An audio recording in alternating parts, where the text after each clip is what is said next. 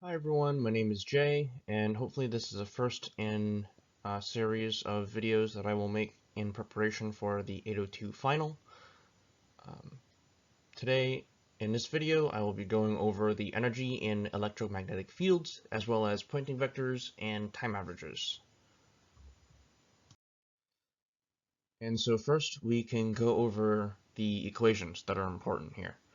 All of these four equations, by the way, are on the equation sheet for your final.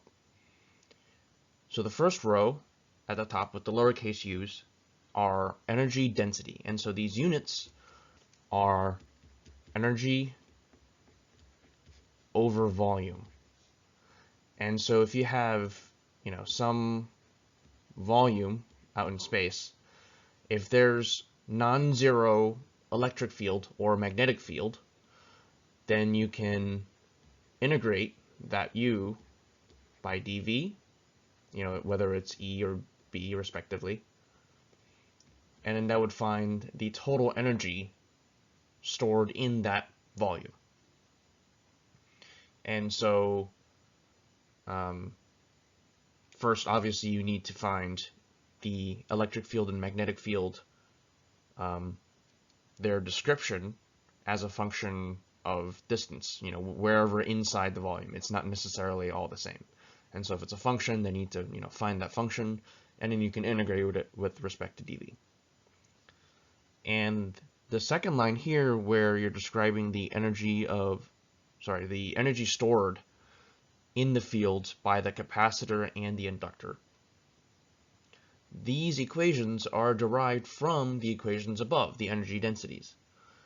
And so in the next slide, we'll go over, deriving the 1/2 Li squared of the energy of the inductor.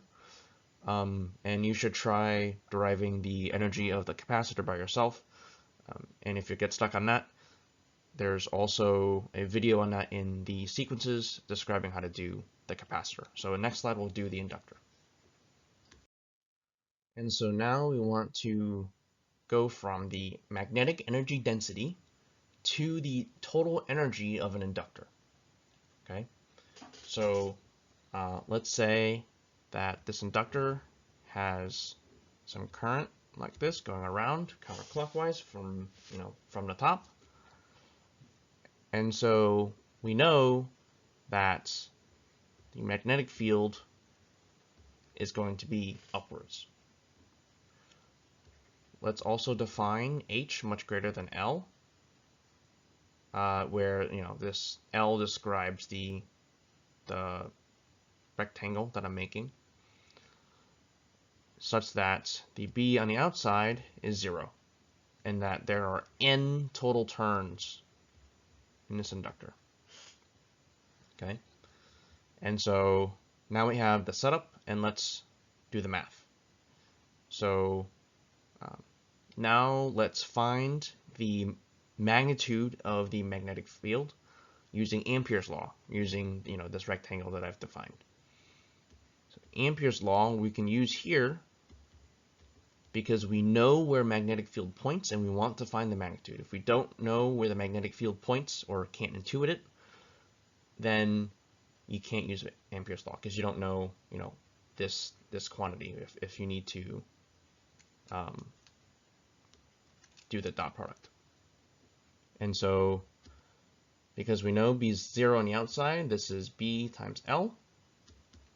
We know that this is mu naught I enclosed, but I enclosed is the turn density, so it's N over H. This is how many turns per length there are, and multiply that by L, which is then how many turns there is in this rectangle that I've defined, times I, because there's I going through each turn.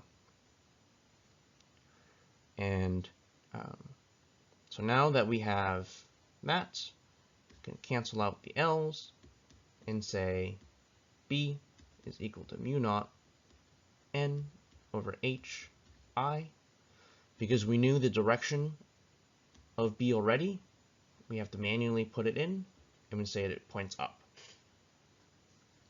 All right, next we can use the definition of the energy density by saying the total energy of the inductor, which is what we want to find, is equal to the integral of the energy density dV. But since we know that B has no dependence on the distance or length at all, this is actually just the energy density times the volume, which in this case is just some A, let's define this as A times H. Okay. The third thing that we need is L, how to introduce L, right? So we have this equation, Li. I will do a video on inductance sometime later this week, so watch that if you're confused about why I wrote that down. But I can find L using that, or put it in terms of L, right? And we know that the flux in this case is B times A, but be careful, there's multiple fluxes going on. This is actually called flux chaining. Because each turn has its own flux, and there's n turns, we need to multiply this by n. And so we add it up like that. And so if you have the magnetic field times the area of each turn, and then how many turns there are, that is your total flux. And so now let's put it all together. We have U of the inductor is B squared over 2 mu naught, which is the energy density, times A times H. Okay, let's plug in one of the magnetic fields. So let's leave one of the magnetic fields in. You have from here mu naught N H I. So we're only doing magnitudes now. And then A times H. All right, a few things cancel out. We have H cancels out, mu naught cancels out, and we have B, N, and A left. So we have B, N, and A, that equals Li. Then we have our 1/2 Li squared. And that is how to derive the energy of an inductor. All right, next is the pointing vector. And so the pointing vector, I know, was kind of introduced as this weird thing that you just kind of plug in. And really, that's all you're expected to do. There's this definition, E cross B over mu naught. But besides that, you might have to do some manipulations concerning power or force. And so power is simply the flux of the pointing vector. And the way you can interpret that is that the pointing vector now has units of energy per area per time, right? And so this really represents kind of the flow of energy for, how much energy is going through an area, and at what rate is it flowing through that area. Other than that, there's not really much to the pointing vector. And so if they say that the electric field is this and the magnetic field is that, then you just do the cross product and divide by mu naught, and that's it. The only other thing you might be expected to do is the time averages, and we'll go over that next slide.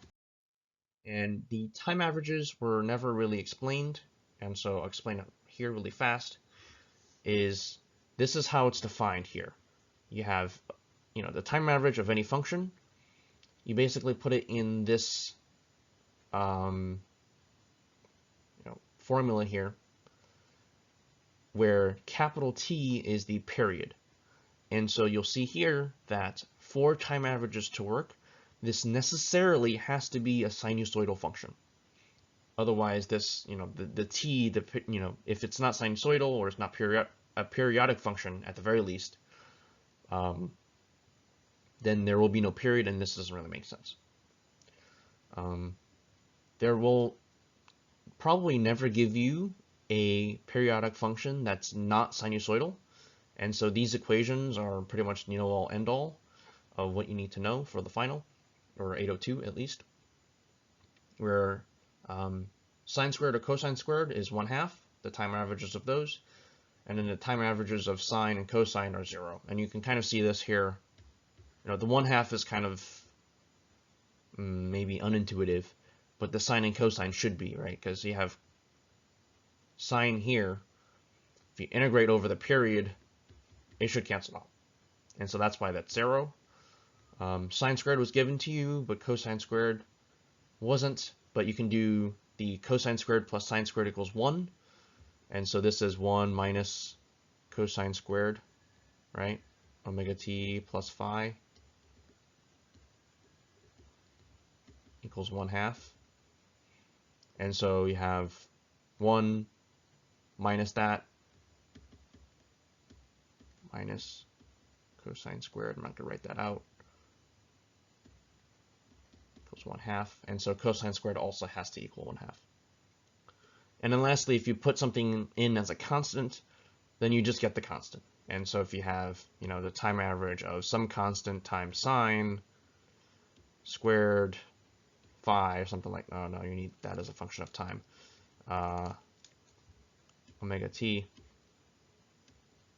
then this is c over 2, like that. And so here for a quick example, S, right, we know is E cross B. You have vectors. Usually they'll only ever ask you the time average of a magnitude, right? So if you do the magnitude, U0. So because I know the time average of cosine squared, I can immediately make that 1/2, right? So I say E0 squared over C mu0 1/2, right? So we said I take out all the constants. I know this is a constant, so I take all those out, put that here, and we have a cosine squared left, and a cosine squared, the time average of that is 1/2. And that's all you do. And so all they'll ever ask of that is some more algebra. So, you can look at the equation sheet on the final, but there are a bunch of equations relating force, pressure, radiation pressure, stuff like that. And so just use those equations, and all of the facts using time averages from last slide, and you should be fine. And so that's it for now. See you in the next video.